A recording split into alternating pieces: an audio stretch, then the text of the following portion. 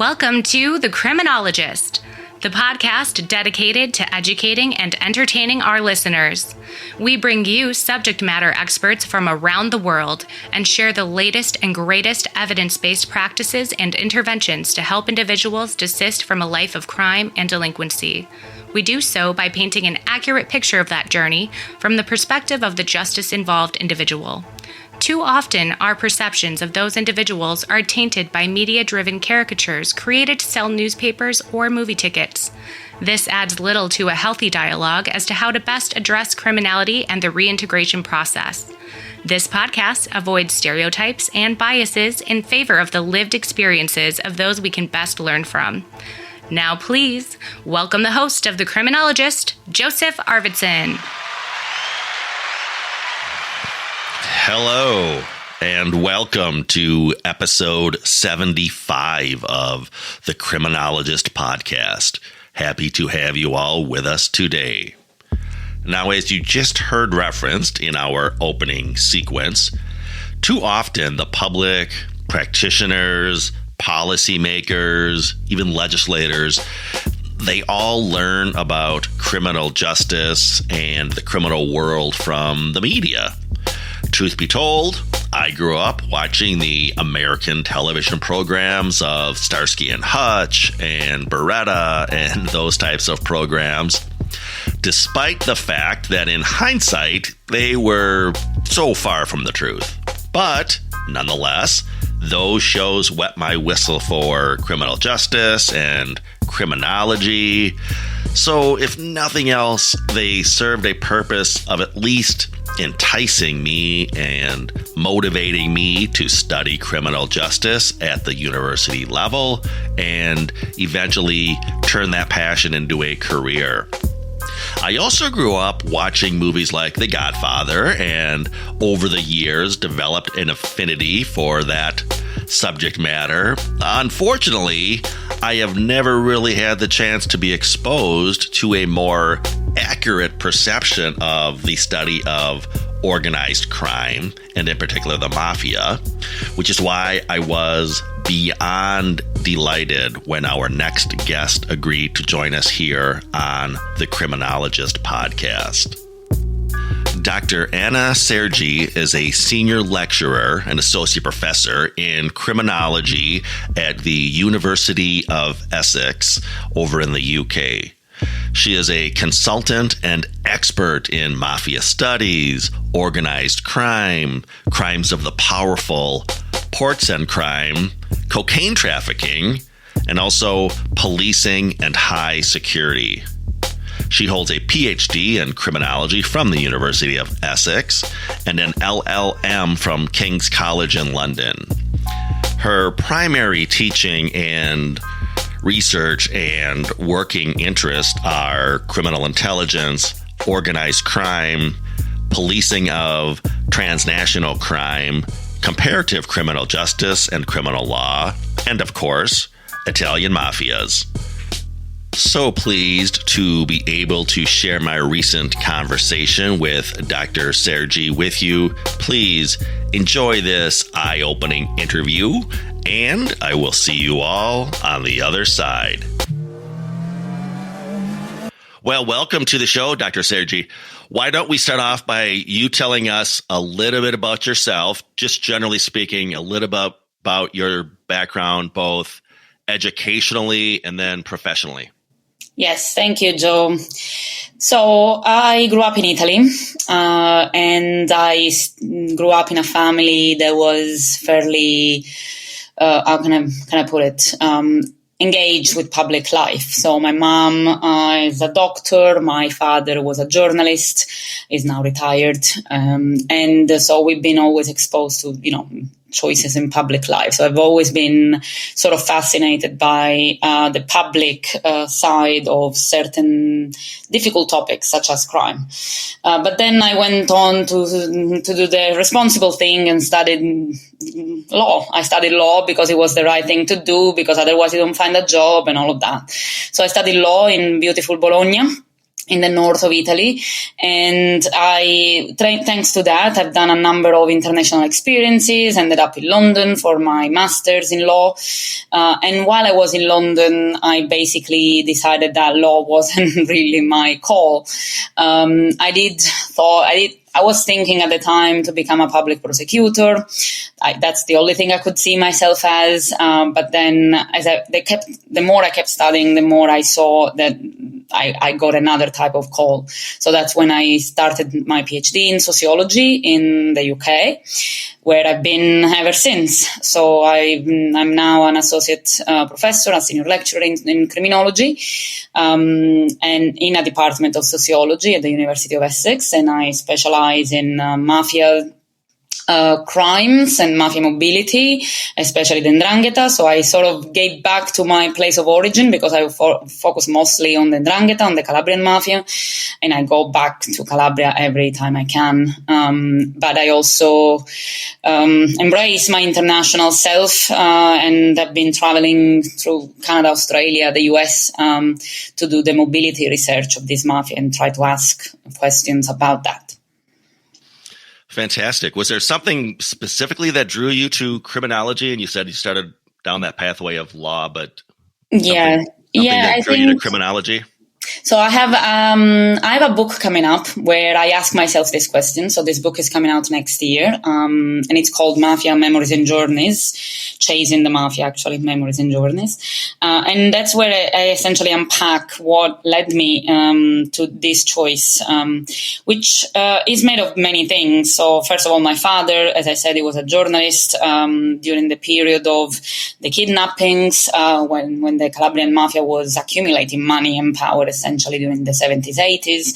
So his job surely affected me in many ways. But then I think probably the most interesting moment was when I was studying my LLM, so my master in law, and I decided to do a comparative dissertation on laws against organized crime in Italy and the UK, because it seemed interesting for a new law that had come out in the UK.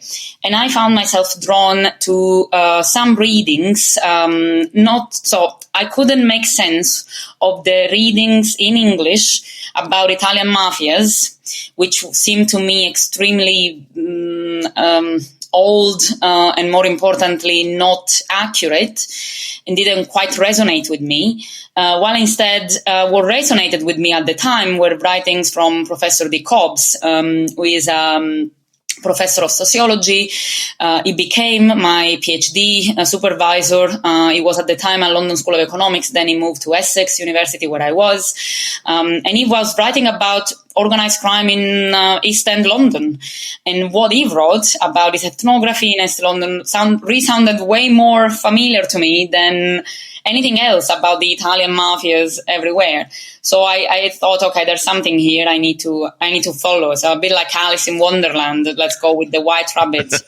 And that's what I've done. So I started my PhD. I had zero knowledge of social science. So I learned by doing, essentially, and found myself in a PhD, which was still very socio-legal. But then when I finished that, it became very obvious that my interests were more sociological, criminological than legal. Yeah, exactly. There's always been a fascination with the mafia, particularly here in the United States. Unfortunately, most people get their information as to organized crime from the media and or Hollywood. So as an academic and a researcher, maybe just a few, what are some things you'd like to set the record straight, or what are some major misconceptions perhaps that the public has as to the mafia and organized crime?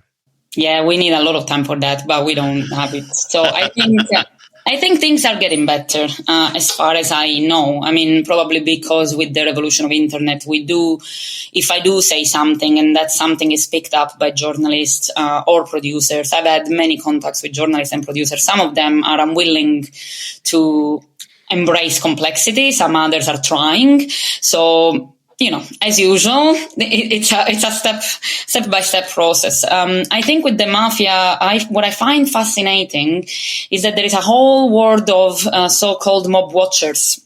in the US and Canada, which seems to be people very particularly interested in the world of mafias, with forums such as Gangster BB or other things, which I've looked at in the years. And that seems to be where a lot of I wouldn't say the misconceptions, but a lot of the contacts and the mythology still remains. So, for example, so it's very difficult for me to understand why is it still the case that the Italian mafia is understood as a singular, and why is it that we still call it Italian?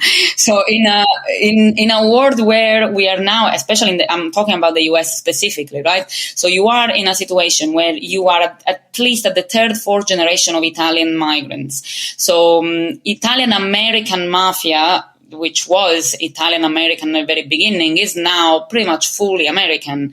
And that means that if you keep calling it Italian, you give it a flavor and an overlapping with the ones that are in Italy at the moment, which is most of the time unjustified. So that I think is one of the issues. So why do we keep calling the 5 families Italian mafia? It's beyond me. I just genuinely don't understand it. Yes, they do have the SAR names, which is more of a brand than anything else, because we know that the recruitment of these families is very much not necessarily sticking to the Italian heritage anymore. So I that to me is phenomenally. So I started wondering about that, and I actually found this trend in Australia, in Canada, where there is something called Italian organized crime, IOC, which is the way police try to create names for things, which again creates a problem because it goes around. This Italianness includes either a nationality assumption, which is not the case, because, as I said, many of these individuals eventually might have some Italian origin, but most of the time are descents. Or it's not quite clear what's the added value of saying Italian. So it's a very confusing thing for an academic, because I want to ask these questions, and I always ask these questions to all the police officers and everyone I talk to. And you can see that when they start thinking about it, they see the problem. It's just that Italian organized crime means traditional organized crime. It means hierarchical organized crime. It means family-based organized. It means so many things that no one ever bothers anymore to actually challenge that. So I think that's probably one of the main issues. Then I don't know if you want others, but from this, there are many others, which include cross-border dimensions. Not all Italian mafia groups, Italian American mafia groups have international dimensions. We have seen in the recent years, couple of years actually, some activities to try and reconnect some parts of the so-called Gambino family with their connections in Sicily. But that's one thing. The majority of the activities remain local. And actually, the more I looked at it, the less fancy they seem. The Italian mafia is not that fancy at all, especially abroad. They are local, they're struggling, they are scraping to trying to find their place in the underworld. So it's a lot less glamorous. But I think the nostalgia of certain things, of the imagined reality of certain things, is probably still very powerful. So when you drill down to the individual members, I guess, for lack of a better term, do you see, I guess, look at this through your criminology lens? We do a lot of work sort of unpacking individuals' criminal trajectories here on the podcast, but do you feel that the organized crime offender can be viewed through that same lens as the more, for lack of a better term, mainstream individual in the criminal justice system? That's a very difficult question, because it forces me to remember and remind any audience about a difficult debate in organized crime studies, which is the Should we see organized crime as an enterprise crime, which is the way in which the US has chosen to look at it from an institutional perspective? So that means essentially that you tackle organized crime in the same way as you would try and understand a business, with business links, with business motivations, which usually have to do with rational choice. So I want profit, therefore I commit crime, or opportunity and context. Or there is the other side of the mafia studies. It's more related to mafia studies, but it comes down to the same for all organized crime group studies, which is the cultural approach. And the cultural approach is what we don't like. Many of my colleagues wouldn't like, but I've come to grapple myself with, because I do think we need to revamp some of it. The cultural approach says, okay, the reasons that bring me to become a member of an organized crime group are not solely business and profit oriented. It's not just about opportunity and context and lack of, guardianship and risk assessment and all of that. It's not an enterprise. There might be reasons, there don't have to be, but there might be reasons beyond that. And they have to do with the ways in which you embrace your, social psychology, essentially. So the group around you, the way you've been brought up, and the way you might have been engaging with career families, so crime families, whereby multiple generations of families have been justifying the same type of deviant behaviors. It might have to do with tangent issues, which have, I don't know, in the case of Australia, in the case of Canada, in the case of the US, and in the case of mafias in these countries, you see quite an interesting correlation, wouldn't say causation, but correlation between discrimination, racial discrimination, and deviance. So does that create a problem? So I'm trying to think about these questions and essentially say, okay, could there be in this kind of organized crime career choice, up to what extent it's a choice, then it has to be decided. Could there be some form of, mutations in the way cultural values are transmitted? I was talking to some colleagues who do Italian studies and who focus on migration studies. They introduced to me the term transculturality. Mm-hmm. So could there be the case that, when you look at this, all the different drives of culture come together and also affect what might be business decisions? So I think it's way more complicated in organized crime, because an organized crime individual is never alone. There is someone around him. So there is a group, there is a network, there is a family, there is anything. It's not an individual choice. So it creates, it bounds the individual to measure up with others. So that has to be somewhat related to their success or failure. Yeah, exactly. We talked a little bit before this interview about, for better or worse, again, getting back to the media, the Godfather movies, the Sopranos, all that kind of stuff. Is that sort of a double-edged sword, in that it shines a light on an issue, but on the flip side, it distorts it in so many ways too often? I think the problem is that organized crime is perceived as a secret word. So anything that sheds any light on it is believed to be the truth.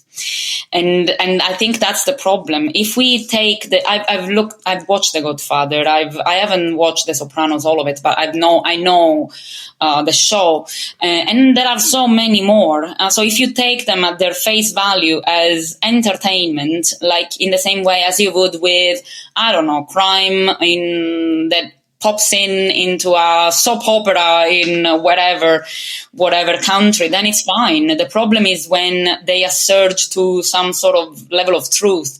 And the reason why they are allowed to do that is because organized crime is largely secret. And it has the appeal of becoming or remaining secret, because it's not just about what you do with your own life and, you are a robber and you decide to rob a bank and then it's fine, but what the group around you decides that you are doing. So it carries the allure of an alternative reality.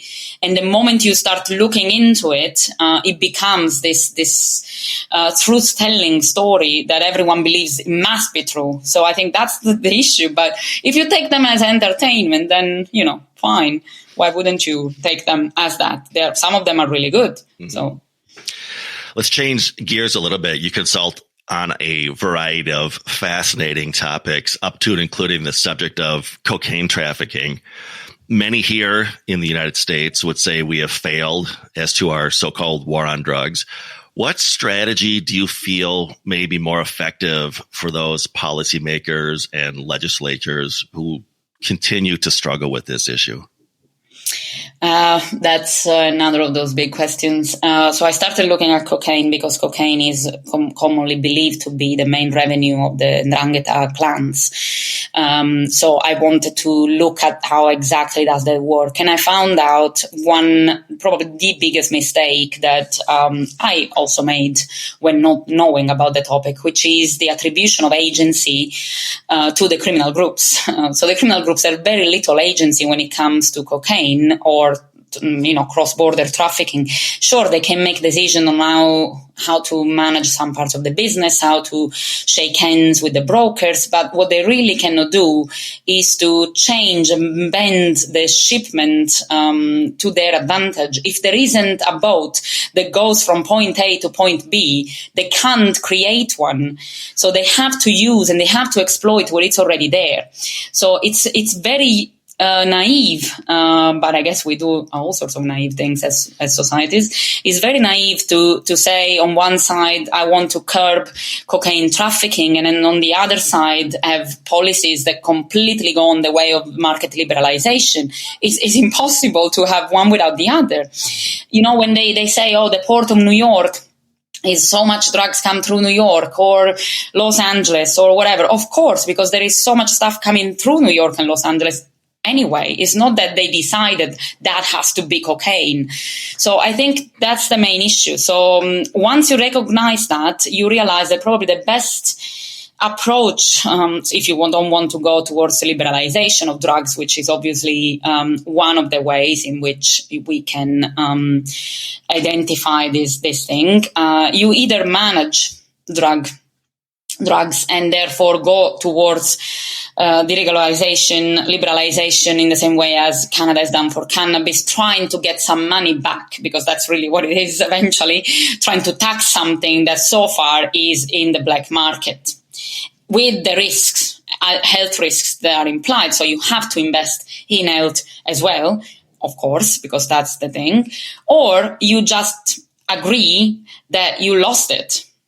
And you just assume that instead of, moving towards an approach that is completely repressive of certain goods and services and, cocaine and narcotics, you reinvest in health.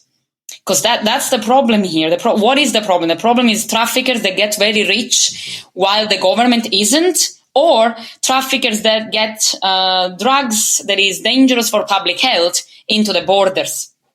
I think that the overlapping between the two creates, and the lack of choice between priorities is what creates problems. So you have to decide, where is your priority? Public health on one side, or money that is made behind your back? And both of them have different solutions, because one of the reasons why people are very much against legalization of hard drugs is to say, okay, you will legalize cocaine, and then what happens? What essentially is happening in Canada, or what can happen has happened in Portugal, or what might happen even in Colombia, for the side that concerns the production of cocaine, that you have people doing it on the side. There will always be an undercut. So you always will have, for at least 10, 15 years, people who will try and undercut. But that's part of the that's part of the forward thinking. Is there a government able to make a choice that is going to produce effect only in 15 years? I doubt that. But I think there are two different issues, public health and government funds. And at some point, you are either prepared to invest in both or you have to pick one. Right. You mentioned the country of Portugal, which, as you know, they've gone all in on the liberalization. So that will be, to your point, an interesting experiment to watch as that unfolds as sort of a, I don't want to call it a model for other countries, but yeah, to see how that experiment plays out in the years to come. I want to talk a little bit, if you would, about your work as a project consultant with the Global Initiative Against Traditional Organized Crime. Yeah, I think that's the GI Talk is a wonderful organization, and they're doing so many different things. They asked me to collaborate and consult on a project which looks at trafficking routes in the southern European ports. So I love ports. I've been to 6 big commercial ports, including New York and Montreal and Melbourne, Genoa, Gioia Tauro, Liverpool, Felixstowe, actually there is another one. So there is something about the ways in which ports work that becomes very specialist. So I spent my first project on this was on organized crime in ports, but I had to spend about over 6 months to develop a specialism on, I wouldn't say port economy because I'm not a specialist on that, but on ports language and ports functioning and port management, just enough to enable me to carry out research. So GI Talk decided to do this project. They have about 10 ports they want to look at, and they asked me to suggest to consult on a methodology for research, because I've already done it. I've already done case studies on ports. They are interested in one type of organized crime, which is illicit trafficking. So essentially that's what I'm doing. I will also be carrying out one of the case studies in one of the ports, which is going to be very exciting, going back to real life research and not just online. So it's quite a good way for me to engage with a think tank, which is also an NGO, on something that I absolutely adore, research on ports. You mentioned your upcoming book coming out. Give us maybe a little bit of a sneak peek about that, and then when can we expect that release? So the book is going to be published by Bristol University Press in their non-fiction section. So it's not fully an academic book. And that's probably the best thing. It will cost less. So it will cost around 20 pounds. I don't know much precisely, but it's less than the usual 80 pounds. So this book is very personal. It's very personal in the sense that I've tried to collect some of my memories from growing up in Calabria and coming to learn about mafia stuff as a child in a very disorganized, obviously, way, because you are a child, so you're not. So it's a little bit of self-ethnography mixed with collective memory of Calabrian history, and my journeys, my fieldwork in Australia, Canada, and also New York, only New York City to be specific, because I couldn't do the whole thing. So it's about travels. So I travel to places where I make notes, where I go back to Calabria and reconnect with some of the migrant stories. And the whole point is looking for the 'ndrangheta, looking for the mafia. Where is it? Where do I find it? And the challenges of that. And by the way, spoiler alert, I can't find it. So it's not like I did find it. I'm still chasing it, but it's basically my growth as an academic, having to realize that my work so while my work on ports and crime is very neutral, my work on mafia isn't. My work on mafia is very personal. It's about my family, my upbringing, my territory, my region, the villages I grew up in, the people, my grandmother, who has a big role in my book, the mountains where I grew up and played as a child. So it's very, very personal. So I couldn't understand how personal until I actually went to Australia and Canada and did this kind of research. And I felt it's mine in a way that shouldn't have happened, because researchers are supposed to be neutral and unbiased. And then I had to deal with that, because a research bias like the one I have needs to be part of a self-reflective practice and say, okay, is this actually changing my job in a way? Is it actually affecting my research? So that's the book, essentially. It has a beautiful cover. I'm very proud of the cover because it's a picture book. So that's the main thing. So I'll try, I hope I'll manage to share details in the next weeks or so. Well, I will be watching for the book's release. I'll track it down. I'll read it, and hopefully we can have you back on to discuss that book more in depth. Dr. Anna Sergi, we thank you so much for your time and look forward to having you back on the program. Thank you, Joe. Thanks. Bye-bye.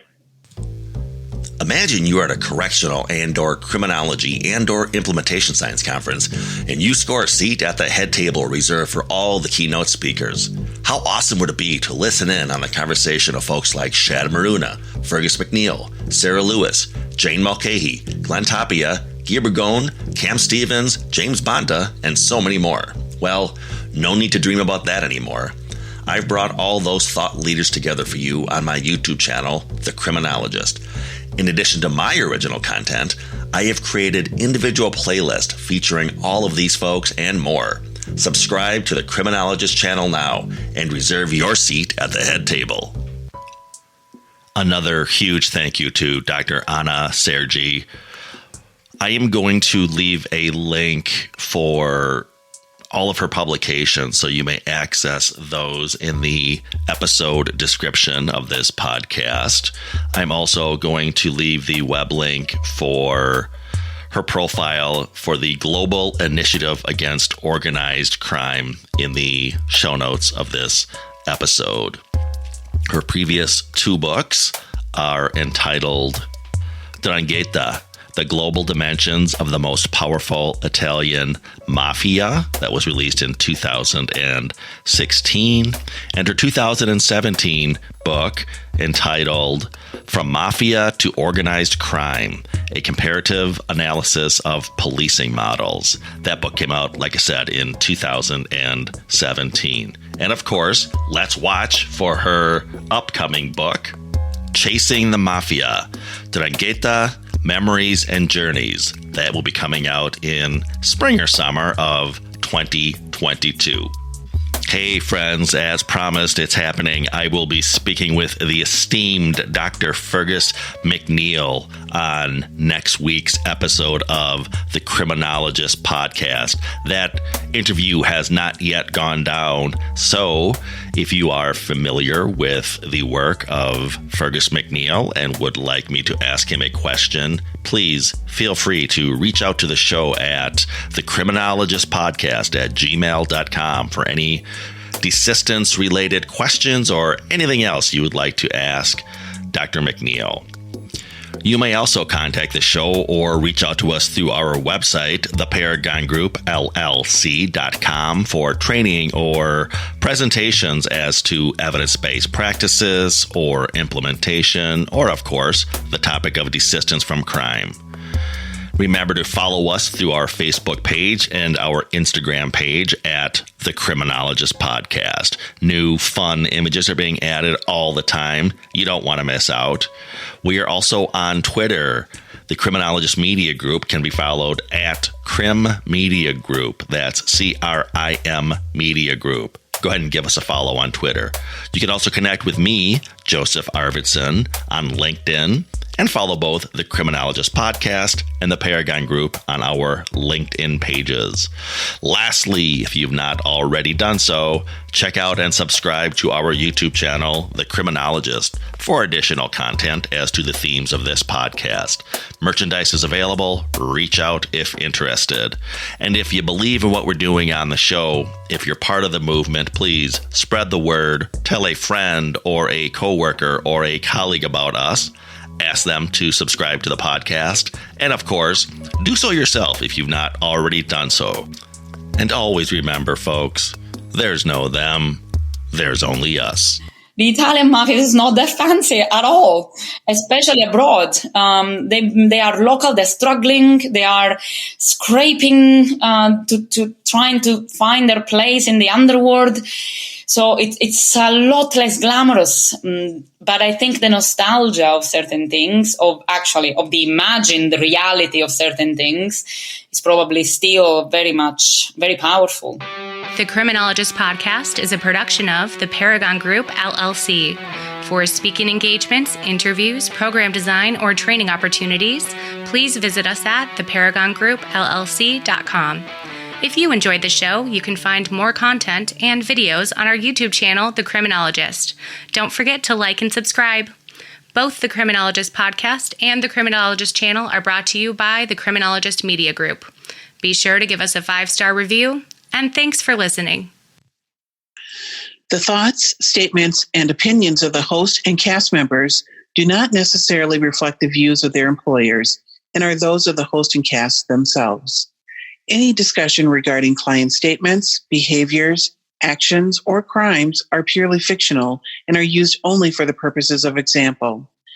Any examples that could be deemed to be related to an actual individual or individuals are incidental.